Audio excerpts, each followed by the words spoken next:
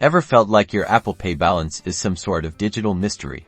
Today, we're cracking the code and showing you exactly how to access and use your Apple Pay balance, step by step. First, let's check that balance. Open the Wallet app on your iPhone.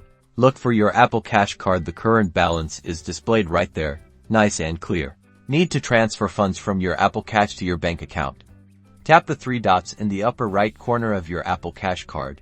A menu will appear. Select Transfer to Bank and follow the on-screen instructions to securely move your funds. Now, for making payments in stores, look for the contactless payment symbol.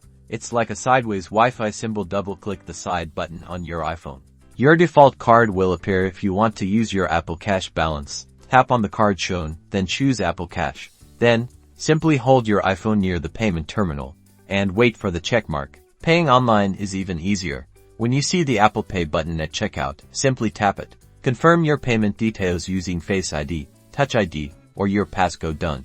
Apple Pay is accepted at millions of locations, both online and in stores. Knowing how to use your Apple Pay balance unlocks a world of convenient and secure transactions.